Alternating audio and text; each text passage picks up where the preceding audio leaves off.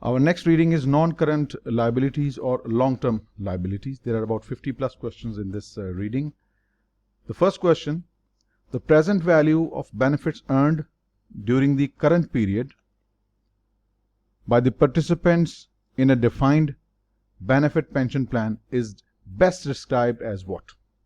This is basically the definition of service cost. Service cost basically is the present value of benefits earned during the current period by participants in a defined benefit pension plan. Okay, that should be the right answer. Then what about the past service cost? Past service costs, on the other side, are the benefits earned during the past periods by the participants of the defined benefit pension plan. So it's just the difference between present and the past. What about the net pension liability? The net pension liability is basically the difference between the total pension liability, that is the present value of the projected benefit payments to employees based upon their past services, and the assets. In other words, the net pension liability is equal to expected benefit, that is the present value of projected benefit, that is the payment to employees based upon their past service. If it is greater than the plan assets, it will result in net pension liability. What about the net pension asset? It is the other way around. When the plan assets are more than the expected benefits of the pension plan. So C is the correct option, and C it is. Next, Crawford Corporation is a lessor. Crawford classified a lease as a sales type lease. It is most likely that Crawford has significant. First of all, let us see the differences between IFRS and the US GAAP. US GAAP has three classifications now. First, operating lease, finance lease, and the short-term lease. Right? With regard to two parties to the lease, lessor and lessee. I think I have a table. Yes, this will explain it much better. All is here. I won't miss anything. Now, this is the new standard as per the US GAAP for leasing. Let us discuss this first, then we'll go back to the question number 2. If any of the 5 criteria, initially there were 4 criteria in the US GAAP. Now they have added an additional criteria. If any of these criteria is met, if any of the 5 criteria is met, the lease will be classified as a finance lease. Right? For lessee, it's finance lease. For lessor, it's called the sale type lease. Remember, finance lease is a term now used for lessee, and sale type lease is a term used for lessor. This is something different. Initially, it was finance lease for the lessee as well as for the lessor. But now, when the word finance lease is used, it is used for lessee only, and sale type lease is used for lessor. So, a finance lease will have to meet any of these criteria, any of these 5 criteria. First, if the ownership in the asset is transferred, it's a finance lease. For the lessee, sale type lease for the lessor. If there is an option to purchase, bargain purchase often as per the previous leasing standard. If there is an option to purchase, lessee is reasonably certain to exercise, then it will be a finance lease for lessee, sale type lease for lessor. Third criteria, the lease term. Let's say an asset has an economic life of 10 years. Right? And the lease term is 10 years. 12 years is the asset's economic life. 10 years is the lease term. So if you see, the lease term covers 10 by 12, more than 83%. More than 83% of the life of the asset is covered within the lease term. So if lease term is more than 75% of economic life, in this case it is 83%, it is considered as a finance lease for lessee and sale type lease for lessor. That's the second criteria. Fourth, that's the third criteria. Fourth, present value of lease payments that the lessee will pay to the lessor plus residual value. If their present value is more than 90% of the fair value of the assets, it will be classified as a finance lease for lessee and sale type lease for lessor. This is the new criteria added in our new leasing standard 2019 effective date. If the asset is of special class, special category, or a special asset that will have no alternate use to the lessor, if this criteria is met, then it will be a finance lease for lessee and sale type lease for lessor. So any of these 5 criteria, if met, the lease will be classified as a finance lease, right?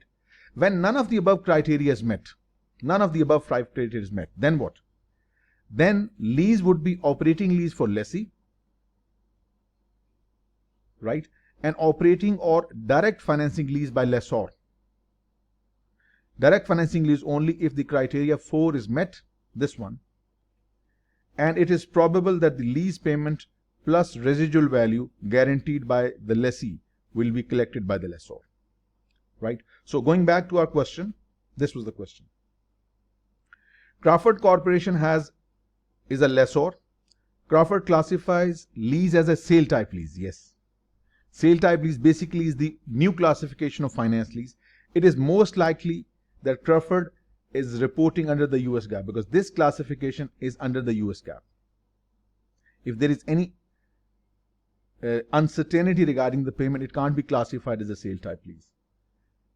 If the lessor retains the lease asset on its balance sheet, it cannot be classified as a sale type lease. It is then classified as an operating lease.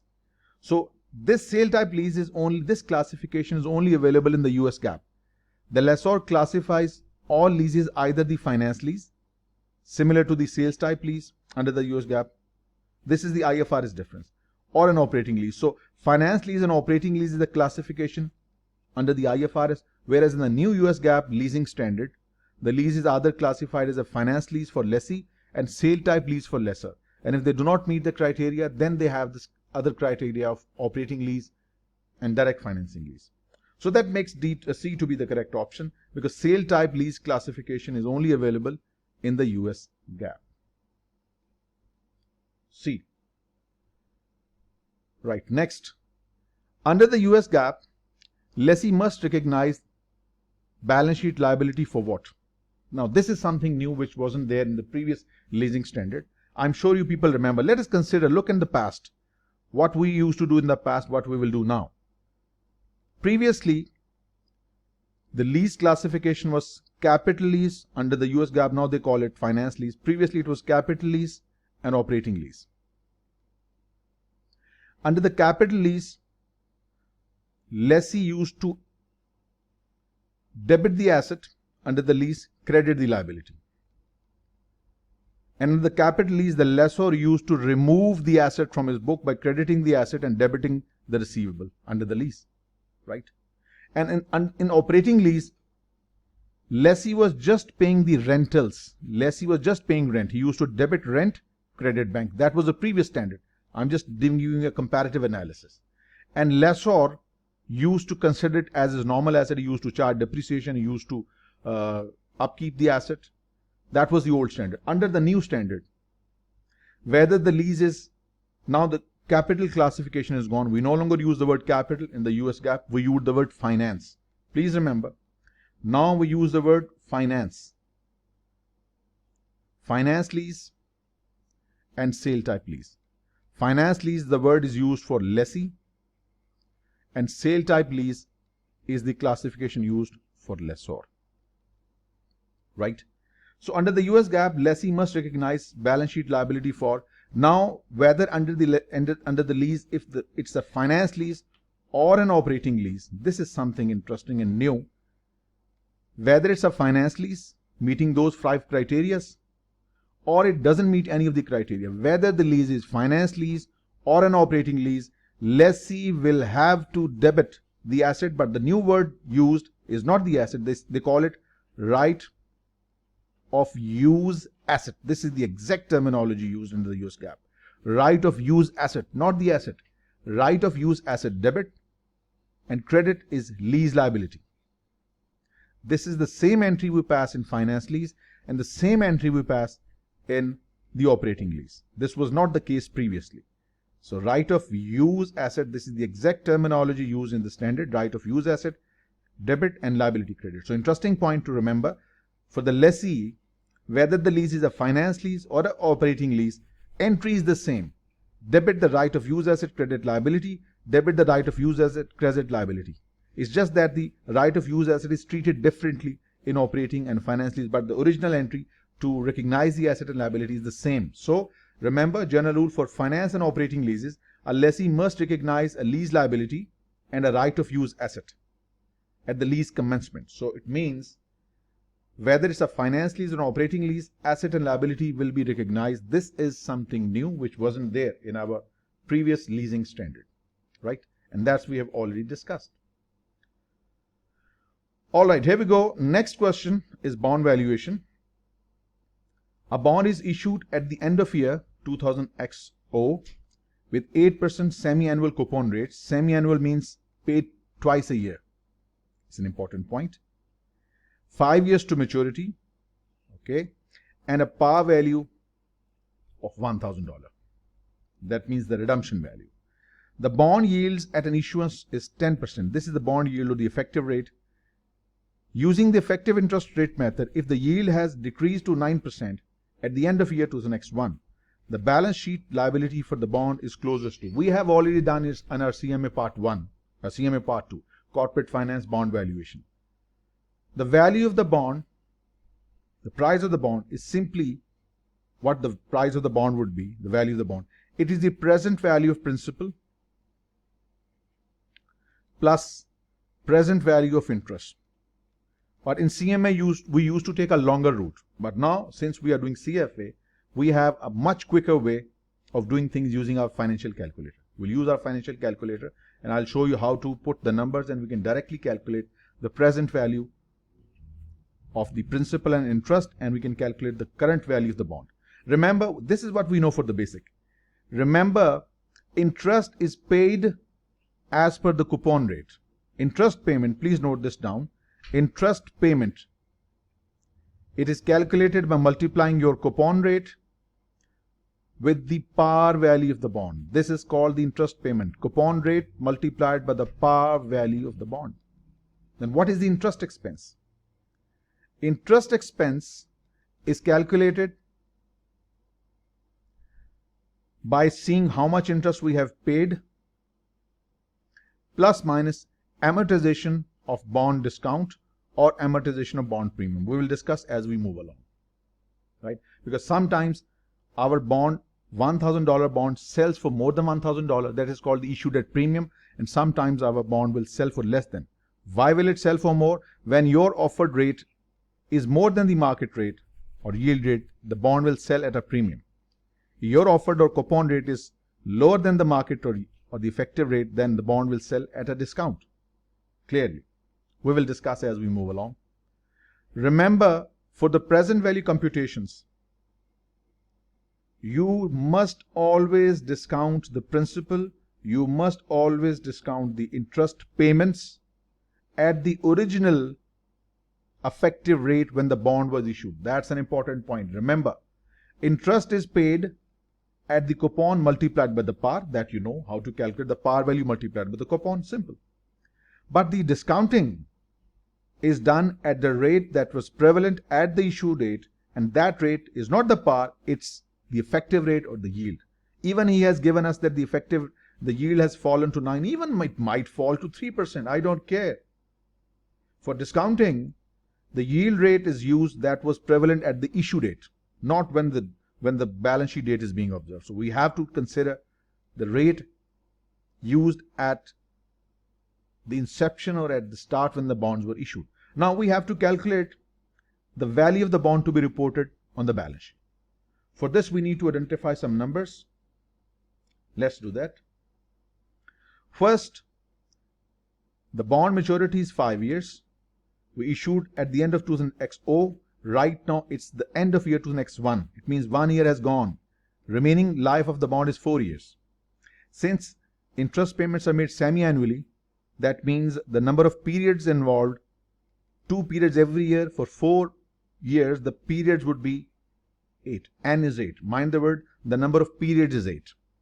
Next is what you call the interest rate, I upon Y, used in the financial calculator.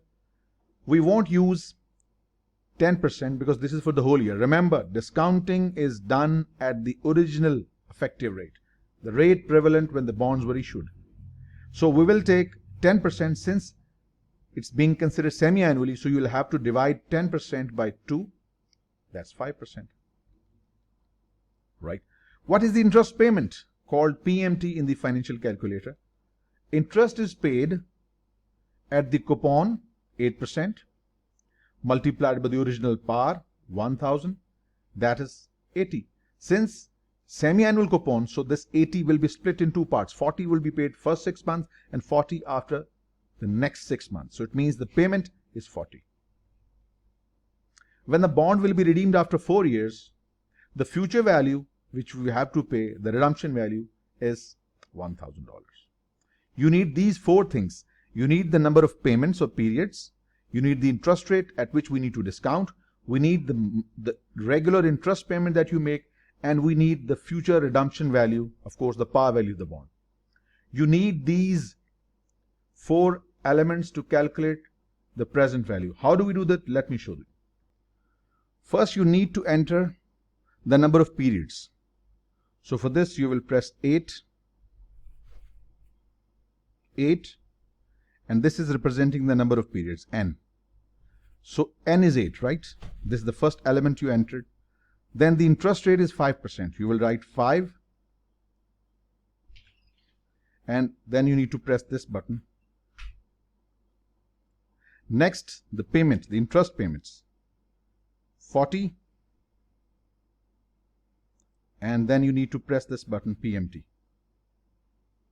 And then you need to press $1,000.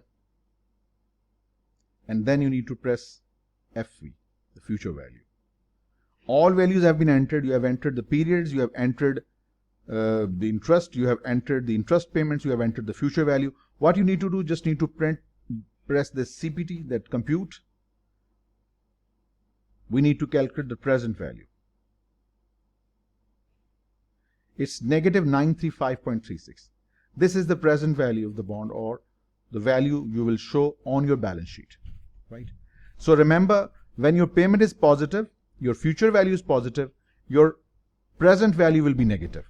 When you use negative with PMT, you use negative with future value, your present value will be positive. So remember, if it's plus plus, you will get a negative here, and if you write negative here, because it's an outflow, PMT, and negative 1000, so you will get a positive. So remember, either you use plus plus these, you get a negative, or you use negative for both, and then you get a positive present value. So the result is C, and C it should be.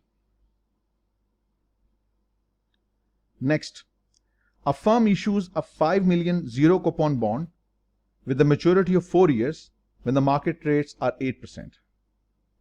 Remember, it's a zero coupon bond, means the PMT would be 0, right?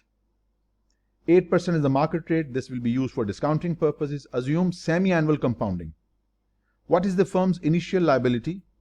The present value of the bond at the start of the bond issue, and the value of liability in 6 months. So we will do the same thing. We will have to determine some basics, and then like N, we need to calculate interest, payments, and future value. Then you'll simply plug in the values in our financial calculator and get our answer.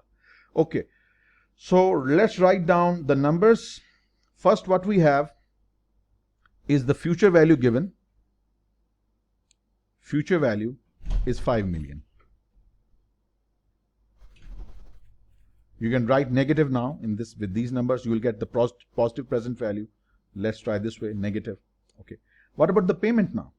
Since it's a zero coupon bond, there is no payment. Payment is 0, and you must enter this 0. You must enter 0. You must enter 0. Otherwise, you will get a wrong answer.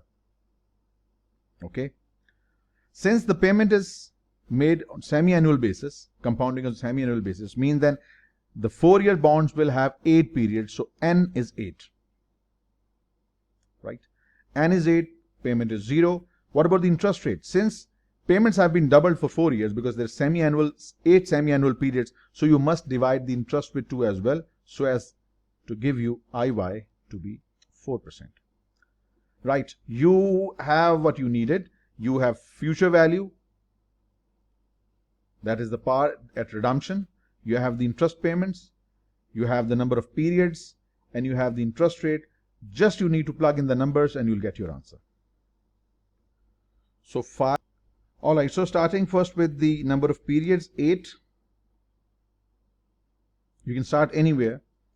Interest rate 4%. PMT 0.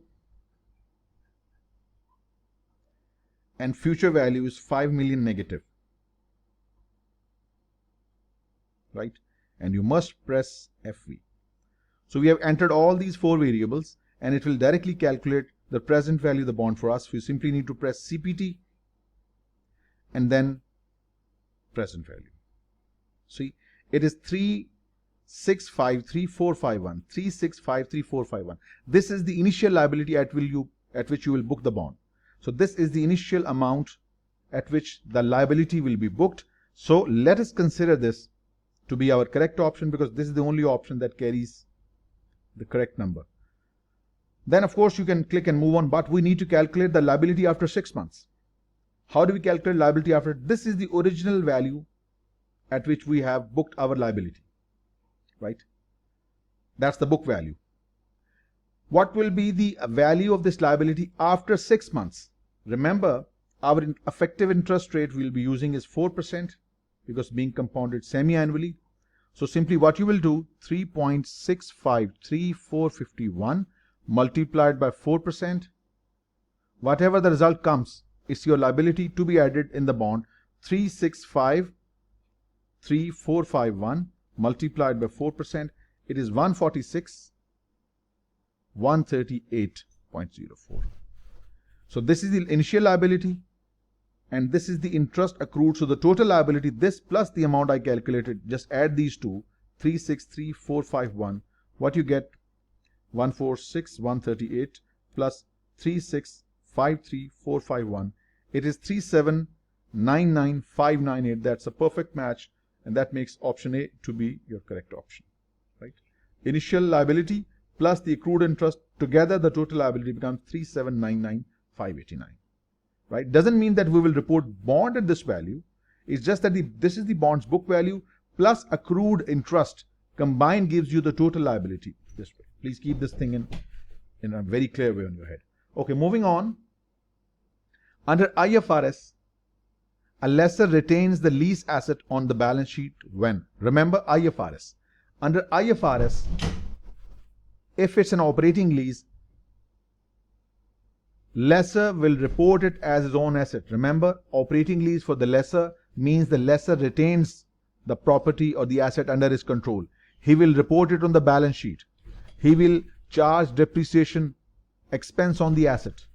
Remember, so under IFRS, under operating lease, lessor retains the control of the asset. He books the asset as his own on the balance sheet, charges depreciation accordingly. But under finance lease, under IFRS, the lessor removes that property from his book. So under IFRS, the lessor retains the lease asset on its balance sheet. Under what? Under operating leases, yes. But under finance lease, he will have to get rid of the asset from his books, because under finance lease, it is assumed that the control has shifted from lessor to the lessee. So that makes C to be the correct option. Now we know the reason. Next. Larry Purcell, an entity level fixed income analyst at Knowlton Smiths LLC, was discussing debt covenants. What are debt covenants? Debt covenants are restrictive clauses, restrictions put on the issuer so that the interest of the bondholders could be protected. So debt covenants are restrictive clauses put on the issuer so that the interest of the bondholders could not be put in danger. Right? So we are discussing some debt covenants with the supervisor, and the name of supervisor Andy Holzman. During the meeting, Purcell made the following statements regarding bond covenants, restrictive clauses related to bonds, to put the issuer under an obligation not to do anything that might jeopardize the interests of the bond holders. So we have two statements. Which of these statements is correct, or both are correct, or both are incorrect? Let's read them one by one. If a firm violates any of its debt covenants, the company will immediately go into bankruptcy and the creditors of the firm will take over the liquidation fund. This is ridiculous. It doesn't make sense. If a company defaults or any of the debt covenants, it's not that the company goes into liquidation and assets are taken over by the creditors. It's just that company has violated a debt covenant. This violation can either be renegotiated with the bondholders, or there might be certain penalty, or maybe then the bondholders can take the issue to the court of law. It's not that any covenant is violated and the company goes into bankruptcy. This is wrong. This is not right. Otherwise, you would have seen many companies going bust. So this is not a correct statement. Statement 2. Debt covenants are important in evaluating a firm's credit risk. Yes. And to better understand how the restrictions put by these covenants can affect the firm's growth prospects and choice of accounting policies. Yes. When the restrictions, like for example, in a debt covenant or bond covenant, restriction could be put that the company's current ratio will not fall below 2:1, or company will not pay more than 10% dividend to the common stockholders. Any such restriction could be put so as to protect the interest of the bondholders, right? So this condition, these restrictive covenants will help the company's analyst to evaluate the credit risk and better understand how these restrictions can affect the firm's growth prospects and choice of accounting policy. So that makes only one of these statements is correct. This one is correct, but this one is wrong. So you can say that only one of these is correct. So remember, a restrictive covenant doesn't mean that the company goes into liquidation. If the bond covenant is violated, go for renegotiation. It's not a risk. It's a technical default, but not an actual default where the company will be wound up, right? Terms can always be renegotiated. C is the right answer. Moving on. In analyzing disclosures related to financing liabilities of a company, which of the following disclosures would be least helpful to the analyst? Least helpful, mind the word. The present value of the future bond payments discounted at the coupon rate of the bond. First of all, discounting is done, but we do not use the coupon rate. Remember, discounting is done. I just told you. Discounting of principal and interest is done at the effective rate that was prevalent at the date of the issue of the bond. Coupon rate is not used for discounting. First of all, this is wrong. And even if it is discounted, we don't, an analyst is not interested. This is not one of the disclosures that what is the present value of the future payments, right? Disclosures means something given outside the balance sheet. Rest of it are prepared under the US GAAP and IFRS. Notes, further supplementary information, schedules. So what we need to show, the interest expense for the period is provided on the income statement or in footnotes. Interest expense and interest paid, they are different. Interest expense is charged on the book value of the bond multiplied by the effective rate. Remember, interest expense is equal to book value of the bond multiplied by the effective rate that is used in discounting. And interest paid, this is very critical. Most of the students make mistake. Interest payment is equal to par value of the bond multiplied by the coupon rate. Interest expense, it's equal to the book value of the bond multiplied by the effective rate that was prevalent at the date when the bonds were issued. Keep that in mind. Sometimes interest payment could be more than expense. Sometimes expense can be more than payment. When? We will see that. So this is an important disclosure. Filings with the Securities Exchange Commission, filings with the Securities Exchange Commission that disclose all outstanding securities and their features. Yes, the features of securities that have been issued, that they must be disclosed as well. So B and C, these are required, but this is not the one. And moreover, the statement is incorrect. We do not discount at the coupon, rather we discount at the effective rate that was prevalent. So A is the right answer. Next, question number 9. When the market rate is greater than the coupon rate. Now just gentlemen, we need some good time on this question. I will try to explain many things with the help of this question. Whenever the market rate is more than the rate you are offering at the inception of the bond, let's say the market rate is 10% and you are offering just 6% to your bondholders, the rate is less, your bond will sell at a discount. It is called a discount bond. Whenever your coupon rate is less than the market rate, the bond will sell at less than par. It's called a discount bond. In this case, remember, since it's a discounted bond, your interest expense will gradually increase. Interest expense will be more than the interest payment, because interest is paid at 6%, interest is charged at 10%, right? Next, let's say if your coupon rate is more than the market rate, your coupon rate is greater than the market rate, you're offering 12%, whereas the market rate is 10%. Since your rate is so good, people will be willing to pay more price than the par of the bond. This is called a premium bond. In this case, your interest expense, we will do the computations later, would be less than the interest payment. And very rarely, but still possible, your coupon rate is equal to the market rate. If the market rate is 10%, you have offered the bond at 10%. In this case, the bond issued at par is called a par bond. And in this case, your interest expense and your interest payment, they are the same. Since the market rate is greater than the coupon rate, the bond is called a discount bond. So right now that makes C to be the correct option, and C it is. Right, moving on. Other things equal and ignoring issuance cost. A firm that raises cash by issuing new bonds is most likely to what? First of all, when you issue bonds, how does it affect your leverage and your coverage ratio? First of all, we know leverage and we know coverage both. Leverage means debt upon equity, and coverage means earning before interest and tax upon interest. So when a company issues bonds, your debt goes up compared to equity, so the leverage goes up. Since bond would result in interest payments or interest expense, your interest expense goes up. Resultantly, the coverage falls. So issuing bond would increase leverage, reduce coverage. Let's see. Decrease the leverage? No. Leverage goes up? Wrong. And increase the coverage ratio? No. Coverage falls. A is incorrect. Let's see B. Increases leverage? Yes. You can see. Decreases coverage ratio? Yes, that's true. Correct. Without any doubt, we know B is the right answer. Let's see C. Increases leverage? Wrong. This is the part is correct. Increases coverage? No. Coverage is falling. So for this reason, C is rejected as well. So B is the right answer. Alright, next. Again, at the date of issuance, the market interest rate was above the coupon rate.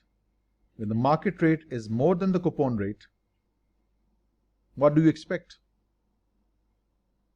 Market rate is more than the coupon rate. You are offering less rate to the bondholder. Resultantly, your bond will sell at lower than the par. And such a bond is called a discount bond. And that is what we just studied a little while earlier. Discount bond. Next. Which of the following statements for a bond issued with coupon rate above the market? When the coupon rate is greater than the market rate, it will sell at a premium. We know that. We just learned.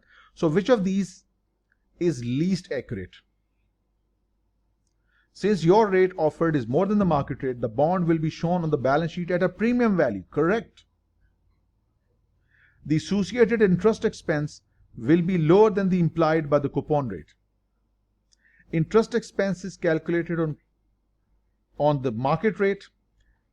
Payment is calculated at coupon rate. So you can see associated interest expense calculated on the market rate will be lower than that employed by coupon. Makes perfect sense.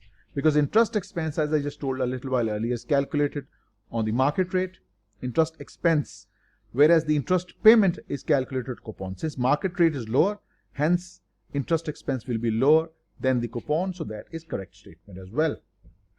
Last, the value of the bond will be amortized towards zero over the life of the bond. No, this is wrong. Bond is not amortized, rather the premium or discount, like for example, if you sell a bond, $100 bond for $115, this is 15 and called bond premium. Sometimes when your offer rate is lower than the market rate, $100 bond for sell for $80, this is called discount. This premium and this discount is amortized over the period. We will see in the later questions. This premium and this discount, this is amortized to zero, not the bond itself. That's the wrong statement.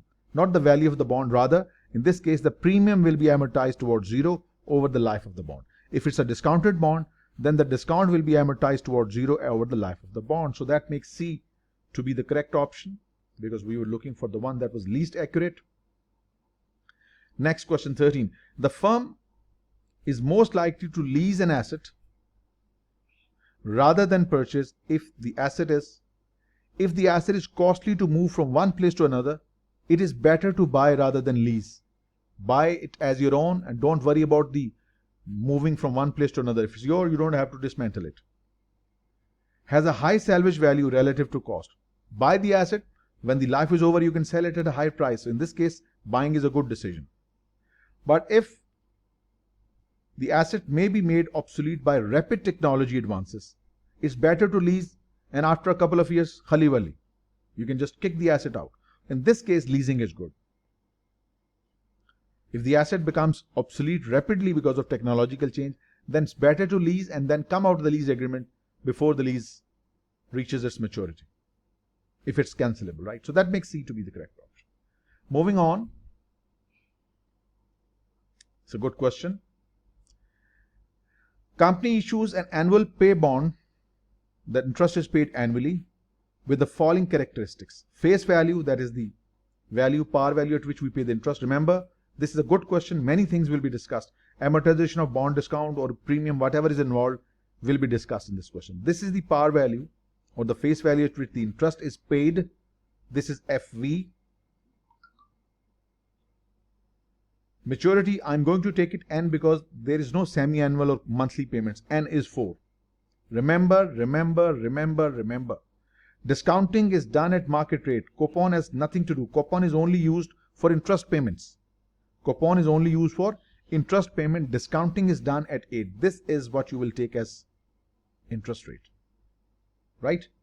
Now, what do we need now? We have the par at which interest is paid. We have the maturity. We have the effective interest rate, market rate. We need to calculate the payment. What payment? PMT. How do we calculate PMT? PMT is the interest payment, and that's very simple to calculate. I told you interest payment paid is calculated on the par multiplied by the coupon. Coupon is used for interest payment. Discounting is done at the market interest rate. This is something people repeatedly make mistake, and I hope you won't. 67831 times 7% means 4748.17. This is your yearly interest payment. So we have these 4 variables. Using this, we can calculate our present value. Why are we doing all this? We need to find what is the unamortized discount at the end. We can't calculate amortization or unamortization unless we know what was the present value of the bond at which it was issued. And then I will explain what is amortization of discount and what is discount itself. Everything is coming your way in a minute. Alright, so in any order, you can start PMT first. The payment is 4748.17. You can omit points if you want to. This is PMT. I've just put 0.7. Let's not make a mistake because value might be different. Let's write it again.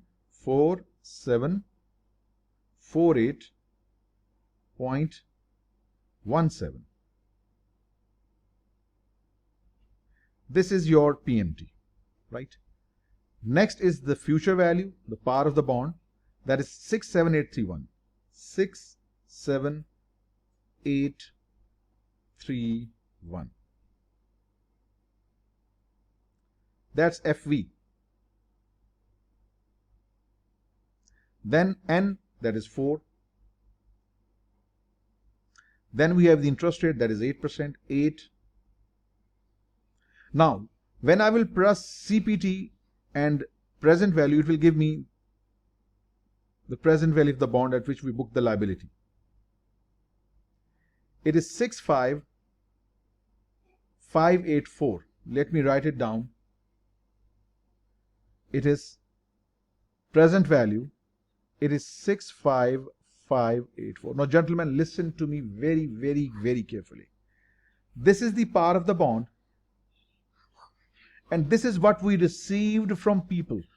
The par value was 67,831. We received less, 65,584. Why? You know the reason. You are offering just 7% interest rate, whereas the market rates are 8%. Since your offered rate is lower, market rate is higher, so your bond, a $67,831,000 par value bond, is selling for less. And this less amount, the difference between the par value and the value you received, is called the discount. What is this discount? 67,831 less 65,584. It gives you 2247. This 2247, remember gentlemen, is called the discount on bond issue. This 2247 will be amortized over the period of over the life of the bond. How do we do that? That's the point. 2247 is the discount. Now we will calculate two things. We will calculate the interest paid and interest expense. How do we calculate interest paid? Interest paid is calculated on face value 67,831 multiplied by the coupon. This is the interest payment. 67,831 multiplied by 7%, that is 4748. 4748 for the first year. What is interest expense? Remember, interest expense is calculated at the book value, which is 65,584 multiplied by the effective rate 8%. So 65,584 multiplied by 8%, it's 5246, approximately 5247. This is what you have paid, par multiplied by coupon. This is the expense, book value multiplied by the effective rate. The difference between the payment and the expense for the first year is the reduction in the discount, called the bond discount amortization. The difference between these two is 4748 less 5247. It's 499. It means out of this 499, 2247, the total discount on the bond, 499 has been amortized over the period, right? So what we need to do, we need to give him the unamortized discount at the end of the first year. This is the total discount out of which this has been amortized. What does amortize mean? Means this 499 will be added right here, 65584. Next year, the amount will be added again to whatever the balance comes. This way, the present value will keep on going up, up, up, up, and by the time the bond matures, the book value will exactly be equal to the face value. Remember, so this is the way discount amortization, every time, every year, the amortized amount, the amortization difference is added to the present value of the bond. It keeps on going up. At the maturity date, your par value and your bond book value will be the same. Same is true for premium. In case of premium, you will find a bigger amount here, maybe 75. This 75 will reduce every year by premium amortization, 73, 70, 69, 68, and by the fifth year or fourth year, your par value and your book value, the bond, will come equal. So that's the point to remember, that premium and discount are amortized every year, and at the date of maturity, the par value and the book value of the bonds, they become equal. So this is the original balance on discount, and this much has been amortized.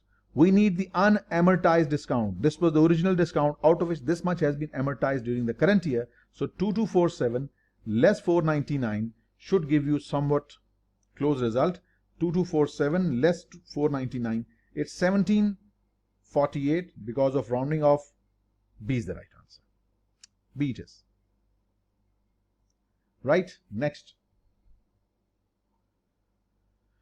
Interest expense is reported on the income statement as a function of what? What we have just seen. This is your interest expense. Interest expense is the book value multiplied by the market rate, right?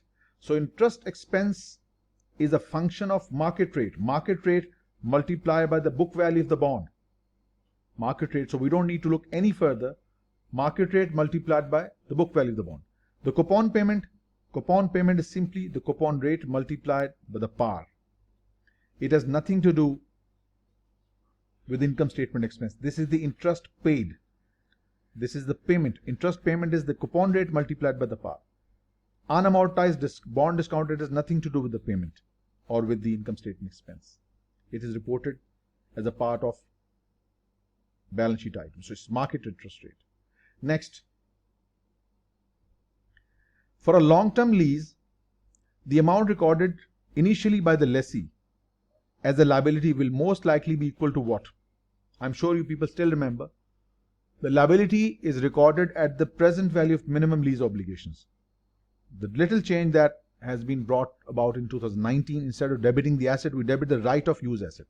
Right of use asset is debited and liability under the lease is credited. And what is the amount with which we debit and credit? The present value of minimum lease payment. This is the same as for the previous leasing standard we have discussed. A is the right answer. Next, which of the following is least likely to be disclosed in the financial statements of a bond issuer? Least likely. Collateral pledged as a security in the event of default. This is very essential, must be disclosed. Bonds have been collateralized, so which specific asset has been offered as a security? Must be disclosed. Must be disclosed. Then, the market rate of interest on the balance sheet date. This is not requires any, doesn't require any disclosure. Market rate on the balance sheet, it is not disclosed. It's known to everyone. It is not something that a company would try to hide. The amount of debt that matures in each of the next 5 years, that's specifically required. Collateral pledged must be disclosed in the notes to accounts. What is the asset, which property has been used as a collateral must be disclosed. And you must also disclose the amount of any principal that is to be repaid in the coming 5 years for various bonds. Bond A, Bond B, Bond C. So what are the next 5 years payments of principal needed for ABC? That requires disclosure, but this is not. So most of the question will only require some common sense and you will get it right. So B is not one of those requirements. So that makes B to be the correct option. Next. The primary purpose of bond covenants. Bond covenants are the restrictive clauses in the bond that protects the interest of the bondholders. So what is the primary purpose? Why do we do that? Clearly define the responsibility of the borrower and the lender. What is the responsibility of the borrower, company, and the lender? That is provided. Responsibilities terms, they are expressed in the bond indenture, the document that contains the details of respective rights and responsibilities. Bond indenture. Define bond characteristics, features of the bonds, maturity, interest payments, etc., etc. Again, this is mentioned in the bond indenture. It is not a covenant or restrictive clause. So what is the primary purpose of bond covenants? To protect bondholders from the actions of equity owners. Because we need to protect the interest of the bondholders because they have provided funds and we need to protect them against any decision that can put their interest in danger. C. Next, this is the one that will express many ideas.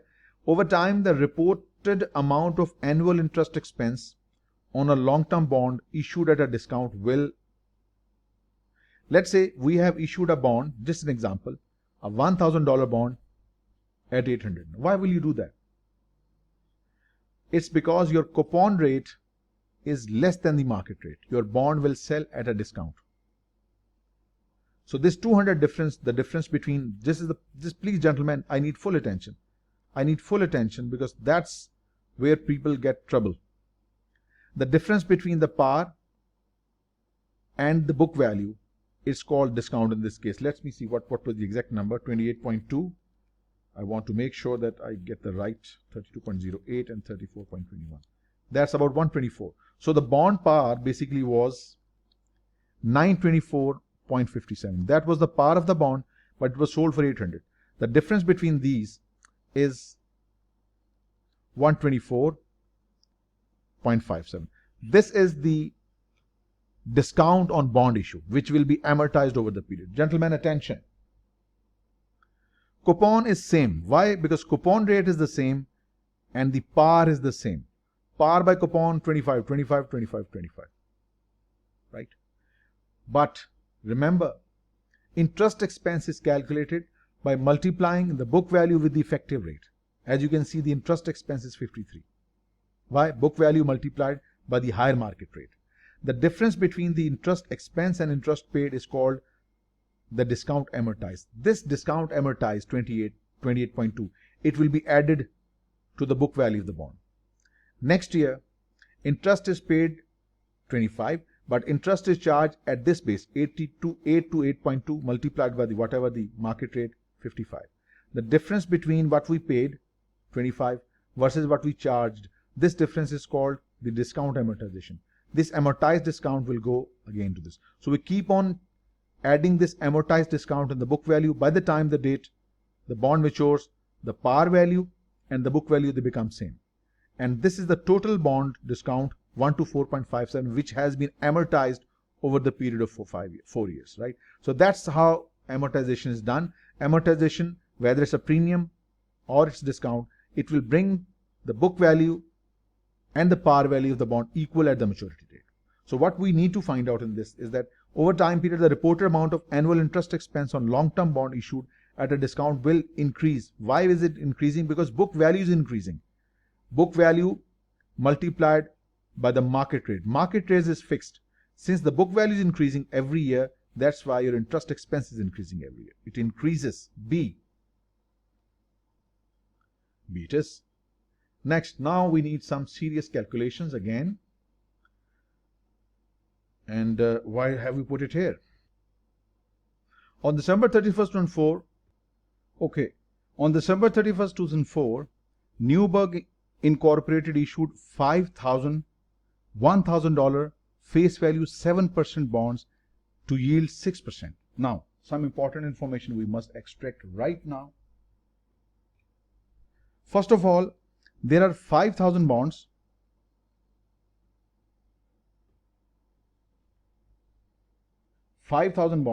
Each with par of 1,000. It means the total amount involved is 5 million. 5,000 times 1,000. So the total amount, the face value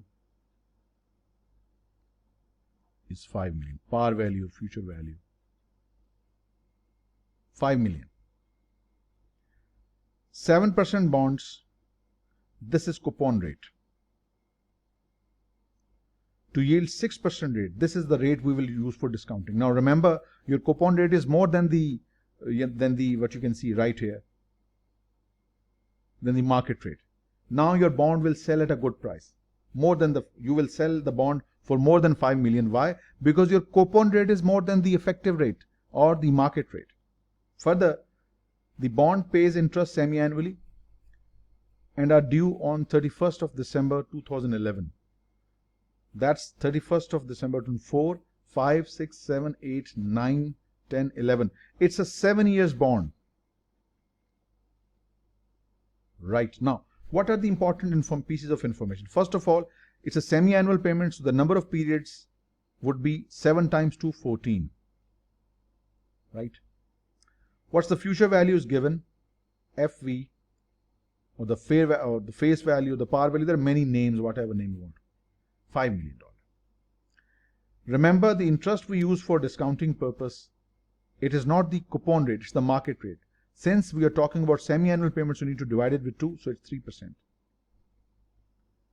One thing is missing, PMT, the annual interest payment or the semi-annual interest payment we make. This is the face value of the bond. Multiply it with the, remember the interest is paid at coupon rate multiplied by 7%. Right? So what's the single payment? 5 million multiplied by 7% multiplied by 6 upon 12 or 1 over 2, whichever you want to do. So it's 5 million times 7% multiplied by 6 by 12, 175. This is the payment you make, $175,000. What do we need now? We need the present value. For this, we need our calculator. We need to plug in the numbers first. N, 14, Next, face value, future value redemption, 5 million.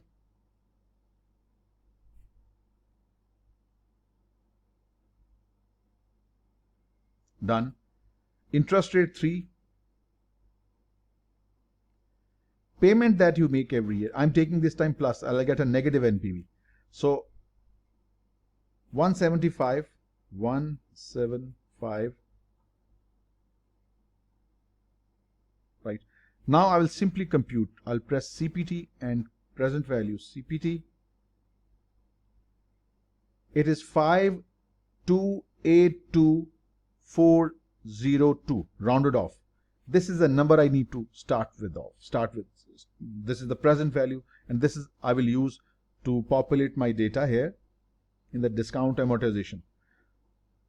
So what basically, it's not discount, sorry, I just said discount. Since your offered rate is 7%, market rate is 6%. Look at what has happened. This is the face value of the bond, and look at what you are receiving right now, 5282402. You have received more than the par value of the bond, more than the face value of the bond. Why? Because your rate 7% is higher than the market rate, 6%. So that's the point to remember. This is year period 0. Right now the bond value in the book is 5282402. When first period of 6 months is over, period 1, what exactly do we need? We need to find out the interest expense for the period, for the whole year. On its December 31st, 2005 income statement, the interest expense to be calculated. Now, remember, this is the original present value of the bond that we have calculated, 5282402. Now, interest expense is charged at the bond present value multiplied by the market rate that is given here, 6%.